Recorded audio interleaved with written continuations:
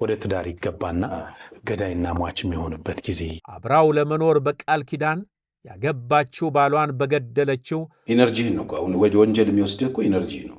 ያስከው ኔጌቲቭ ኢነርጂዎች እግዚአብሔር ብቻ ያመለኩኝ ወደ እግዚአብሔር ብቻ እየሄድኩኝ እየጸለይኩኝ ለልጆች የሚኖር ሰው ነኝ። አሁን በጣም ብዙ ወጣት ገና ሲገናኝ ወንዱ ሴት ወንዱ ሲያገኝ ኢሞሽናሊ ነው አታች ቢሆን። እነዛ ግን ጥቃቅን የሚባሉ እንጂ ለህልፈት ወይም ደግሞ ለሌላ ጉዳይ የሚያነሳሱ አይደሉም። እንደ ሰው ሊያደርገውና ከዚህ ጉድ ወጥቶ ቤተሰቡን ትዳሩ ሊጠብቅ የሚችልበት ምን አይነት መንገዶች ይኖራሉ?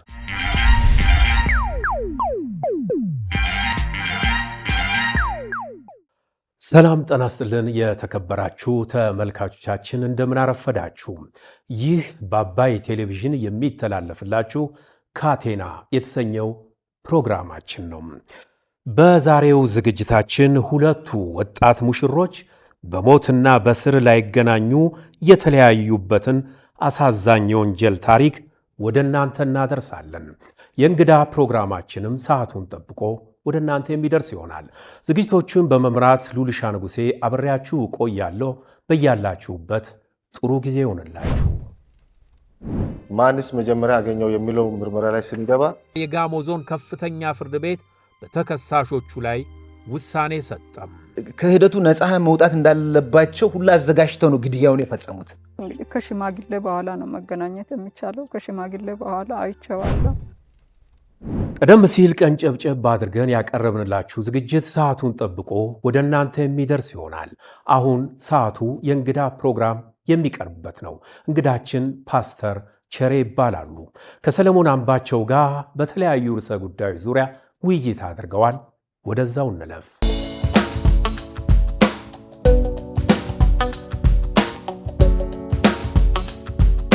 ወደ ሁለተኛው ምዕራፍ ስናልፍ ብዙ ጊዜ አንተ ለትውልዱም እየጠቀምክ ያለው በነፃ አገልግሎት እየሰጠ ያለበት ጋብቻ በጣም አስቸጋሪ የሆነ እየመጣ ነው። አሁን እንኳን እኛ በጀመርንበት ጊዜ ብዙ ቤተሰብ መካከል አባት እናትን ይገልና ልጆች ይበተናሉ። እንደዚህ በጣም ከባድ ወንጀል አለና በትዳር መካከል ሊኖር ስለሚችለው ሰላም የሆነ አትሞስፌር ብዙ ጊዜ ታስተምራለህ። ስለዚህ እኔ አሁን ዝም ብዬ ሳስበው የፍቅር ጓደኝነት፣ ጮኝነትና ትዳር ራሳቸውን የቻሉ ስቴፖች አሉ። ብዙ ጊዜ ዘለው ከአንዱ አንዱን ስቴፕ ይገቡና ብዙ የመጋደል ነገሮች እያየን ነውና በእነዚህ መካከል ያለው ልዩነትና አንድነት ምንድን ነው ትላለህ? ሰውስ እንዴት በጥበብ ሊመርጥና ሊሄድ ይገባል ትላለህ? እንግዲህ ዋናውን ነገር ነው ያነሳው። ለመጀመሪያ ሰው መሆን አልኩ። ሁለተኛ ጾታህን ማወቅ ነው። ወንድ ሴት ነው የሚያገባው፣ ሴት ደግሞ ወንድ ነው የሚያገባው። ዘር ትውልድ እንዲቀጥል ማለት ነው። ከመጋባታችን በፊት ምን እንወቅ ከሆነ ዴት ስናደርግ መጀመሪያ መግባባት እንችላለን ወይ? ቫሊዩ ሴቶቻችን ይግባባሉ ወይ? አንተ ቫሊዩ የምታደርገውና ሚስት ቫሊዩ የምታደርገው ነገር ከተለያየ ለመኖር ትቸገራላችሁ። ስለዚህ እኔ ዘለው ሰዎች ሪሌሽንሽፕ ውስጥ ባይገቡ ባይኔ ፍሬንድሽፕ ነው በጣም ጥሩ። ጓደኝነት በጣም ጥሩ ነው። ከጓደኝነት ውስጥ ሪሌሽንሽፕ ሲወጣ በጣም ጓደኝነት ውስጥ በጣም ብዙ ነገር የማየት እድል አለ፣ የማወቅ እድል አለ። ስለዚህ ቀድመው ጓደኝነት ነው። ሰው እንደ ሰው ኮሚኒኬት ማድረግ የመጀመሪያው። እንደ ሰው ኮሚኒኬት ስናደርግ አንዳችን አንደበቅ። እንደ ሰው ነው የምንኖረው። ማንነታችን የማን ልጆች እንደሆንን፣ በምን አይነት ካልቸር ውስጥ እንዳደግን፣ ምን ቫሊዩ እንደምናደርግ፣ ምን እንደምንችል፣ ምን እንደማንችል መውራትም መተዋወቅ እንችላለን። በዛ ውስጥ ነው እንግዲህ አድጎ ወደ ሪሌሽንሽፕ ውስጥ ጉዳዩ ሲመጣ አውቀን የገባ ነው ማለት ነው። ያ ሰው የሚጠላውን የምትጠላውን፣ የሚወደውን የምትወደውን እናውቃለን ማለት ነው። ከዛ ይሄንን ካወቀን በኋላ ጓደኝነቱ እንግዲህ ያድግና ጮኝነት ይሆናል።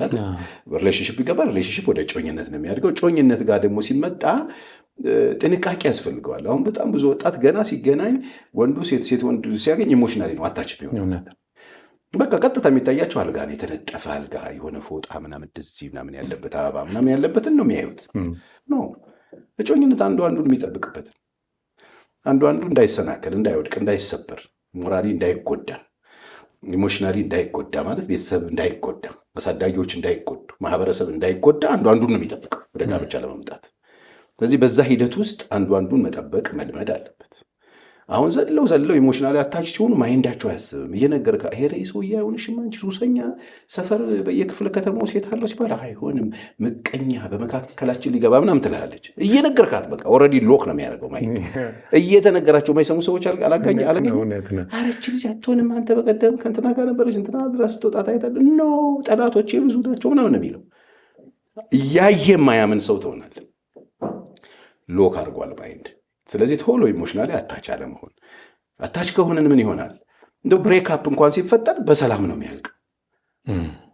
ኢሞሽናሊ አታች የሆኑ አብዛኞቹ በረኪና ስጠኝ ሸምሱ ይላሉ ሊሞቱ።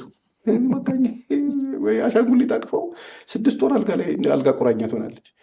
ለምን ሲባል የሆነ ነገር ለፍቼ ዘመኔን ተሸክሜ የነበረው ድንግልና ወስዱ ባዶዬን አስቀረኝ ምናምን የሚል ተስፋ ወንዱም እንደዛ ገባ። ልቤም ተሰበረ፣ እግሬም ወገቤም ብዙ ነገሩ ተሰባብሮ ቁጭ ይላል።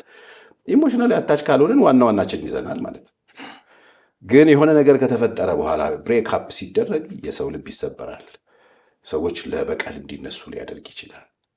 በጣም ብዙ ማይሆን ነገር ውስጥ የገቡ ወጣቶችን ለማግኘት እድል እንጂ ጠይቅ እዛ ውስጥ ምን እንደከተታቸው ታውቃለህ? አብዛኞቹ ማይሆን ሪሌሽንሽፕ፣ ማይሆን ሜሬጅ፣ የወንዶች ግፍ፣ ሪቬንጅ ውስጣቸው ይፈጥርና በቃ ቫሊዩ አያደርጉትም። ያን ነገር ብስጭት ውስጥ የገቡና ያንን ሰው ያገኙት ይመስላቸዋል። ሴትም ወንድም እንደዚህ አይነት ነገር ውስጥ የመግባት እድል ነው የሚኖረው። ስለዚህ ጓደኝነትን በንጽህና መያዝ በጣም ለምን ካልከኝ ሜሬጅ በ4 ምክንያት ነው የምትገባበት። አንደኛ እግዚአብሔርን ለማክበር ነው የምትገባው። የእግዚአብሔር ተቋም ስለሆነ በቃ ጉዳዩ ባለቤቱ እግዚአብሔር ነው። ዳኛ ያለው ጨዋታው። ወንድ የወንድን ድርሻ ሲገባ ባል ይሆናል፣ ከፍ ሲል አባት ይሆናል። እሱን ሮል ለመወጣት ሚስት ወይም ሴት የሚስትን የእናትነትን ድርሻ ትወጣለች። ቤት ገብታ እፍርት የለውም። በዳኛ ፊት ነው የምትኖረው። ኮቨናንቱ ቃል ኪዳኑ በእሱ ፊት ስለሆነ በ3 የተገመደ አይበጠስም የተባለው ዋናው ዳኛው እኮ እግዚአብሔር ነው። ስለዚህ ሁለቱ እዛ ውስጥ ገብተው ሮሉን ለመጠብቀው ጎበዝ ተጫዋቾች ሊሆኑ ኃላፊነት እድሜ ልክ ሊጫወቱት እፍርት የለውም። እስከ ሞት የምትጫወተው ሜዳ ውስጥ ለመግባት ቀድመ ማሰብ አለብህ። ይሄ ነው መጀመሪያው እግዚአብሔርን ለማክበር ሕጉን አክብሮ ለመጫወት። ሲደብር የምትወጣበት ዋና አይደለም ሜሬጅ። አሁን ይሄንን መሰረታዊ የሆነ ነገር ማግኘት አለበት። ቡጭርቅ ብሎ በ3 ወር ውጥት በ15 ቀኑ ውጥት አይደለም። ይሄ በጣም ከባድ ችግር ነው፣ አለማወቅ። ሁለተኛ ጓደኛ ለመሆን ነው የምትጋቡ። የትናንትና ጓደኝነት ለመቀጠል ቤስት ፍሬንድ ሚስት ናት፣ ቤስት ፍሬንድ ባል፣ በጓደኝነት ነው የምትጋቡ። አሁን ዛሬ በጣም ብዙ ቤቶች የታወቁት ምንድን ነው? በሁለቱ ጓደኞች መካከል ሌሎች ጓደኞች ገብተው። ስለዚህ ፍርት አለው። ትናንትና ስልክ እንጨት ተደገፉ 18 ሰዓት ጠብቆኝ አብረን ከጠዋት እስከ ማታ ነው ላይ ነበር። አሁን ገብቶ እኔን ትቶኝ እኔን ትታኝ አይደለም። ከሚስት ጋር ጓደኛ ነው ወይ? አሁን የጣሉ ሰዎች ማንሳት ነው ያለባቸው፣ እፍርት ስለሆነ እሱ። ከሚስት ጋር ጓደኛ እንድትሆን ሁለተኛው ቀን ጓደኝነቱም እንደሚጠቅመው በጓደኝነት ውስጥ አንዱ የአንዱን ክፍተት የማየት እድል ያገኛል። በጣም ቤስት ፍሬንድ ምን እንደሚወድ አታውቅም፣ ምን እንደሚጠላ ምን እንደሚያስደስተው አታውቅም። በቃ በዛ ውስጥ በጓደኝነታችን ውስጥ የሚስቴን ክፍተት ጉለት ሰርቭ ማድረገውን አግኝቻለሁ። በምን እንደማገለግላት አውቃለሁ። ጉለቷን ድካሟን አውቀዋለሁ። አውጥቼ ላሰጣት ሳይሆን በዛ ጉለት ሰርቭ ለማድረግ ለማገልገል ነው ባልም ሚስትም ሆነን የምንኖረው። ጓደኝነቱ የሚሰጠን የምንሰራውን ስራ በደንብ ያሳየናል። ሰርቪስ ነው የምንሰጣጠው። ሚስት ለባል ባል ለሚስት ሰርቭ ያደርጋሉ። ከዛ ደግሞ እግዚአብሔር ከሰጠን በዛ ግንኙነት ውስጥ የሚመጡ ልጆችን ለቤተሰባችን፣ ለማህበረሰባችን፣ ለሀገራችን እናሳድጋለን ማለት ነው። ልክ ነው እንዳልከው ነው። ከዚህ ስንዘል ደግሞ የጓደኝነትን ባልሆነ መንገድ ተረድተውት አልፈውት ወደ ትዳር ይገባና ገዳይና ሟች የሚሆንበት ጊዜ ብዙ ጊዜ በጣም የሚያሰቅቅ ነገር አብሮ እንዳልኖረ የሚሆኑበት ጊዜ አለ። በዚህ ላይ ደግሞ ያለውን ነገር ሸፋፍኖ አንተምታ በቃ ግቢ ብሎ የሚያስገባም ሽማግሌ ያለና ሲምተም አለው ወይ? አሁን እንደዚህ ወንጀሎች ከመፈጸማቸው በፊት የሚታዩ ሊታከሙ የሚችሉ ነገሮች አሉ ወይ ፓስተር? ምንም ጥያቄ የለውም አሉ። እንዳልኩ ነው። ብዙ ሰው ምንም አያውቅም፣ ሳያውቅ ነው የሚገባው። እኔን ጨምሮ እኔም እኮ አውቄ አይደለም የገባሁት፣ አግብቼ እኮ ነው የገባኝ ሰልዬ። እኔም ማለት ካገባው በኋላ ነው የገባኝ። እግዚአብሔር ደግ ነው። አየህ እኔ መጀመሪያ ቢያስረዳኝ የማላገባ ነው መሆኑ እርግጠኛ ነኝ። እንደዚህ አይነት ኮሚትመንት እንደዚህ አይነት ኃላፊነት ከፈጣሪ አልወስድም። ገብቼ ግን ገባኝ። ገብቼ ሲገባኝ ላልገባቸው መጮህ አለብኝ። የገባ ይውጣ ስለሚል በመስኮት ወጥቼ የገቡ እንዳይወጡ፣ ያልገቡ ደግሞ እንዳይገቡ ተጠንቅቀው እንዲገቡ እያስተማርኩ ነው። ስለዚህ አለው ሲብት ምንም ጥያቄ የለውም። አንዳንዱ አግብቶ ሚስትን በቃ ልክ እንደዚህ ዕቃ ሲገዛ የገዛ የሚመስለው ሰው አለ። ስለዚህ ምንድን ነው የሚሆነው መሰለህ? በእግዚአብሔር ቦታ ነው የሚቀመጠው። እግዚአብሔር እንኳን ባገባት ሚስት ላይ የእሱን የሚያክል ስልጣን የለውም። የት ነበርሽ? የት ወጣሽ? የት ገባሽ? ለምን ይህን ለበስሽ? ለምን ይህን በላሽ? የሚል ሰውዬ ካለ ይሄ ሰውዬ ያልገባው ነገር ሚስት ሰው መሆኗን አያውቅም። የሚስት ባለቤት ማን እንደሆነ አያውቅም። ፈጣሪውን አያውቅም። ብዙ ሰው አያውቅም። ብዙ ነገር ያውቃል፣ ይሄን አያውቅም። ስለዚህ በሚስቱ ላይ ሁሉ ነገር ማድረግ የሚችል የሚመስለው ሰዋል። አግብቼ ሚስቴ ናት ይላል። ሲደበድብ ራሱ ተው ስትለው ምን አገባ ሚስቴ ናት ይላል። ሚስትን መደብደብ ብሎ የተፈቀደለት ሊቼዛ የተሰጠው የሚመስለው ሰዋል። አይልሰጠውም። ይሄንን ራሱ ፈጣሪው እንደ ወተት አፍስሶ እንደ እርጎ አርግቶ አጥንት ገጣጥሞ ከለርና መልክ ሰጥቶ ያመጣው እግዚአብሔር እንኳን በዚህ ልክ ስልጣን የለው። የሰው መብት፣ የሰው ፈቃድ፣ የሰው ምርጫ ያከብራል። ስለዚህ በዚህ መንገድ የሚሄዱ ሰዎች የማያውቁ ሰዎች ናቸው። ኃይል የሚጠቀሙ ሰዎች አሉ። ስለዚህ ከገቡ በኋላ መብታቸው ነው ይመስላቸው። ሴቶችም አሉ፣ ወንዶችም አሉ። ባሎቻቸው መቆጣጠር የሚችሉ ይመስላቸው ሰዎች አሉ። እንደፈለጉ ማድረግ የሚችሉ ይመስላቸው ሰዎች። አሁን እነዚህ ሰዎች ሴት እግዚአብሔር ነው የሆኑት። እንደዚህ ሰዎች ወንድ የቤት እግዚአብሔር ነው የሆኑት። እግዚአብሔር እንኳን በእነሱ ልክ መርደረር አይደለም። ፈጥሮ እንኳን የታበገ የተወጣ ይላል እንዴ? አይልም እኮ። ፈቅዶልሃል። በቃ ምርጫህን ያከብርልሃል። ጤነኛ አእምሮ ሰጥቷል፣ ህሊና ሰጥቷል፣ ቃሉን ሰጥቷል። በስርዓት መውጣት መግባት ያንተ ድርሻ ነው። አልወጣም አልገባም ካልክ ምርጫ መብት ነው፣ ይከበርልሃል። ውጤት ግን አትመርጥ። ገባ? ሰው ይህንን ነው ሰው በትክክል እኔ ለኑሮ ቢሆን ለትዳር ቢሆን ለመንገድ ቢሆን ለቀሪ ዘመን ሁሉ እግዚአብሔርን ቢያቅ ነው የምለው። ራሳቸውስ እንደው አሁን ይሄን ነገር እንዳልከው ያላችሁት ባለሙያ በጣም ጥቂት ናችሁ እዚህ ሀገር ላይ ይሄን ነገር እንዲህ ተረድቶ ራሱስ በየቤቱ ያለው ሰው አሁን እንደተባለው ከመንፈሱ ከምኑ ውጪ ራሱ በቦዲው ላይ ምን ሊያደርግ ይችላል? እንዴት እነዚህ አይነት ነገሮች አሁን ቤታቸው ቁጭ ብሎ የሚያዳምጡን ብዙ መንገድ ላይ ያሉ ሰዎች አሉ። ምንድን ነው እንደው በሴጣንም ከማሳብ በመንፈስም ከማሳብ ራሳቸው ሰው እንደ ሰው ሊያደርገውና ከዚህ ጉድ ወጥቶ ቤተሰቡን ትዳሩ ሊጠብቅ የሚችልበት ምን አይነት መንገዶች ይኖራሉ? ቢያስቡ ሀሳብ ቢያስቡ ማለት ለምሳሌ ሚስትህ ጋር ችግርና ግጭት ካለ ኢነርጂህን ነው አሁን ወደ ወንጀል የሚወስድህ እኮ ኢነርጂ ነው። ያስከው ኔጌቲቭ ኢነርጂዎችህ የምታያቸው መጥፎ የምትሰማቸው መጥፎ እንዴት የሚያመጡብህን ቃላቶች ስሰበስብ ኢነርጂህ እየሞቀ ይመጣል። ከዛ እጅህ፣ ጉልበት፣ ሰውነት ይንቀጠቀጣል። ወደ እርምጃ ነው የምትሄደው። ስለዚህ እነዚህ አይነት ነገሮች ሲኖሩ ባል የሚስቱን ጥሩ ነገር ማሰብ፣ ሚስትም ደግሞ ስለ ባሏ ፖዚቲቭ ነገር ማሰብ በጣም ይጠቅመው። መቼም ባል ሚስት ባል ለመሆን ሲመጡ አንድ ጥሩ ነገር አይተው ነው የመጡት። ያንን ደግ ቀን ማሰብ፣ በጎ ቀን ማሰብ፣ ልጅነትን ማሰብ፣ አብሮ መኖርን ማሰብ፣ አብሮ መብላትን ማሰብ፣ እነዛ ፖዚቲቭ ነገሮችን ጥሩን የሚስትህን እኛውም ሰፓሬት አድርገው ሰዎችን ለየብቻ ትሪያፕ ስንሰጥ የምጠይቃቸው ነገር እስቲ ጻፊው እዚህ ጋር ያለውን ኳሊቲ ጻፊ ብዬ ጻፍ። አንድ ሉክ ሙሉ ይጽፋሉ። እሱ ጥሩ ነው ለልጆቹ፣ ለቤቱ ሙት ነው፣ እንደዚህ ነው ምናምን፣ ለገዛ ሀሳብ ምናምን ነገር ይደረደራል። እስቲ ክፉን ምናምን ስላቸው ሴቶቹ አይረዳኝ የሚሉና ሁለተኛውን ብዙ አይጽፉ። አይረዳኝም ነው አብዛኛውን ጊዜ ያለው። ፖዚቲቭ ነገሩ ይበልጣል፣ ፖዚቲቭ ይበልጣል። አሁን አይረዳኝም ይዛ ባለመረዳት ውስጥ የተናገራትን ቃላቶች ብትሰበስብ ከሆነ እንጂ ኢነርጂዋ ኔጌቲቭ ነው የሚሆነው። መጥፎ ስሜት ነው ይፈጥርባት።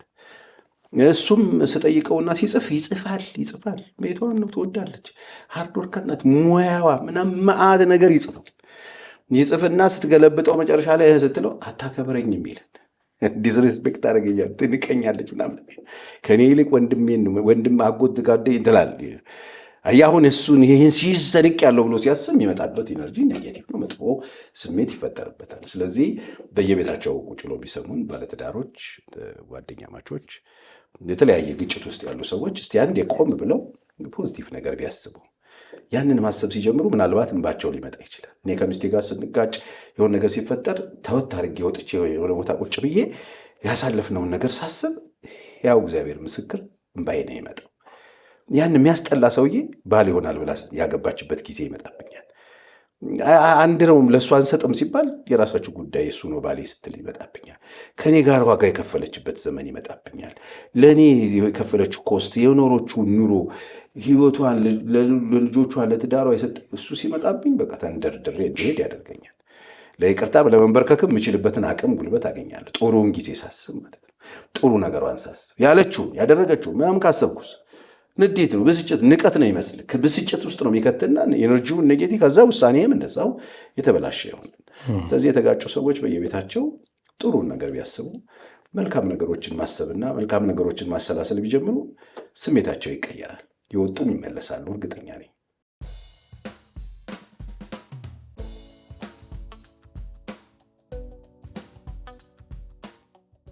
ለሀገሩና ለቤተሰቡ ተስፋ የነበረውን ወጣት አሳዛኝና ዘግናኝ በሆነ ሁኔታ ገድለው ዱካቸውን ለማጥፋት ጥረት ያደረጉት ሁለቱ ተከሳሾች በአርባ ምንጭ ከተማ ፖሊስ ብርቱ ክትትልና ምርመራ የወንጀሉ የሚስጥር ቋጠሮ ተፈቶ ተከሳሾቹ ከፍርድ አደባባይ እንዲቀርቡ ሆነዋል። የጠፋው ሻማ ክፍል 2 እነሆ ወደ እናንተ ይደርሳል።